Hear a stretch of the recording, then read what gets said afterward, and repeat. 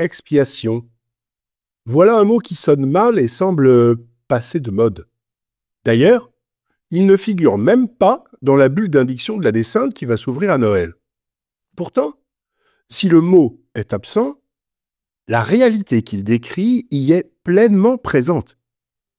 Le jubilé est une période spéciale de miséricorde et de renouveau spirituel, où les croyants sont invités à se tourner vers Dieu pour obtenir le pardon de leurs péchés.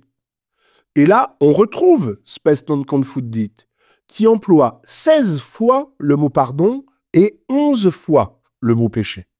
La réalité est bien présente. À la différence de la confession individuelle au cours de laquelle les péchés sont absous par le prêtre, le jubilé se distingue par sa dimension collective de réconciliation et de pardon, notamment lors de l'indulgence plénière, dont nous parlerons la semaine prochaine. Pour retrouver l'expiation, revenons aux sources du jubilé. Dans la tradition hébraïque, le jubilé représente une année de libération et de renouvellement communautaire marquée par l'annulation des dettes, la libération des esclaves, la restitution des terres à leurs anciens propriétaires. Pour annoncer le début de l'année jubilaire, et donc le jour de l'expiation, les Hébreux sonnaient un coup de trompette taillé dans une corde de bélier, et cette trompette, on l'appelait Yobel, d'où jubilé. Aux sources du jubilé se rencontre donc l'expiation, du jour de l'expiation. Pas la joie. C'est pas comme le verbe jubiler. Le jubilé, c'est l'expiation. Jésus reprend et accomplit cet esprit du jubilé antique en incarnant un message de libération, de guérison, de miséricorde divine. L'Esprit du Seigneur m'a envoyé annoncer aux captifs leur libération, remettre en liberté les opprimés, annoncer une année de grâce accordée par le Seigneur. Aujourd'hui s'accomplit ce passage que vous venez d'entendre. Allant au-delà des prescriptions sociales et économiques du jubilé hébraïque, Jésus propose un jubilé spirituel universel où le pardon des péchés et la guérison des âmes sont accessibles à tous. Par la croix, sacrifice d'expiation, Jésus répare et compense le péché des hommes en mettant de l'amour là où il n'y en avait pas. De la même façon que je répare un vol en rendant son argent à la personne que j'ai volée. L'homme a volé à Dieu l'amour qui lui était dû en s'aimant trop lui-même, en préférant la création au Créateur. Jésus répare à notre place en rendant à son Père l'honneur et l'amour auquel il a droit, et cela en l'aimant, jusqu'au sacrifice suprême sur le Golgotha. Voilà l'aspect pénible, onéreux du sacrifice. Faire du bien là où du mal a été commis. Notre expiation s'unit à celle du Christ en croix pour nous. La réparation est exigeante, en effort, en peine. Non pas que Dieu désire se venger, mais parce que réparer un dégât ne se fait jamais en claquant des doigts. Il n'en va pas différemment dans l'ordre religieux et moral que dans la vie courante. Quand on dit qu'une action sert à expier ses péchés, on pense aux actions qui, aux yeux de Dieu, remplacent les peines dues aux fautes que j'ai commises et qui témoignent en même temps du pardon accordé par Dieu. Imaginez que vous cassiez un vase chez votre grand-mère, un vase qui lui venait de la grand-mère de sa grand-mère et auquel elle tenait beaucoup. Votre grand-mère n'aura plus jamais le vase de la grand-mère de sa grand-mère. Vous méritez une punition pour votre maladresse, votre inattention. Alors vous faites tout ce que vous pouvez pour demander pardon, mais ça ne répare pas le vase. Finalement, vous proposez à votre grand-mère de lui rendre des tas de petits services et vous les faites, effectivement.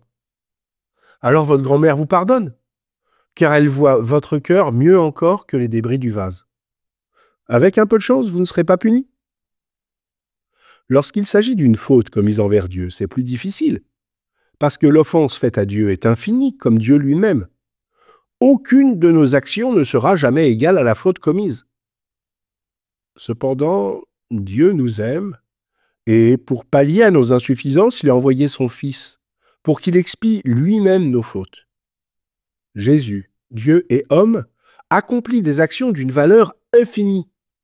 Jésus a expié nos fautes sur la croix et le sacrifice de sa vie est tellement précieux pour son Père qu'il l'accepte comme réparation pour nos péchés.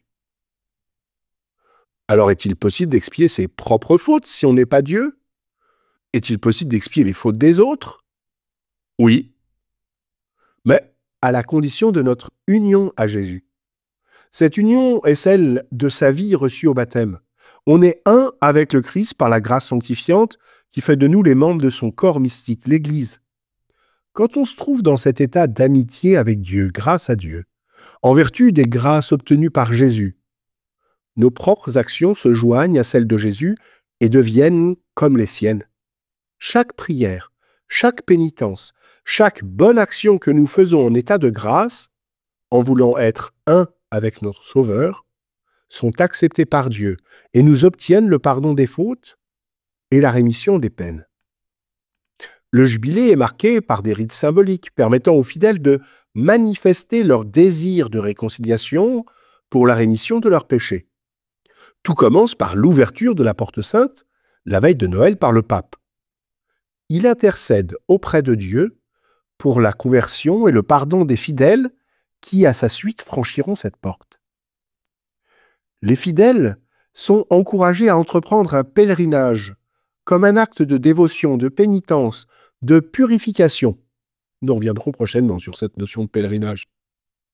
La fin d'année liturgique nous met en présence des fins dernières. La vie éternelle et le jugement de Dieu, tant à la fin de notre existence qu'à la fin des temps, précise le pape François dans Spes non confundit. Il poursuit « L'art a souvent tenté de le représenter, ce jugement dernier, pensons au chef-d'œuvre de Michel-Ange dans la chapelle Sixtine, en transmettant un sentiment de crainte à celui qui regarde. S'il est juste de se préparer avec pleine conscience et sérieux au moment qui récapitule l'existence, il faut en même temps toujours le faire dans la dimension de l'espérance.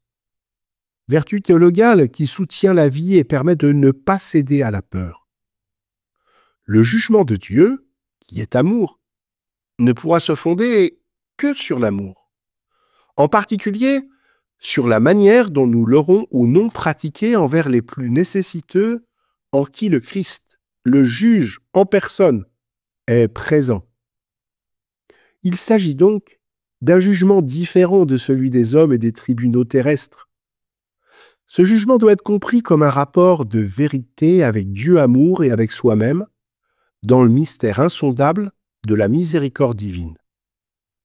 L'Écriture affirme au livre de la sagesse « Tu as enseigné à ton peuple que le juste doit être humain.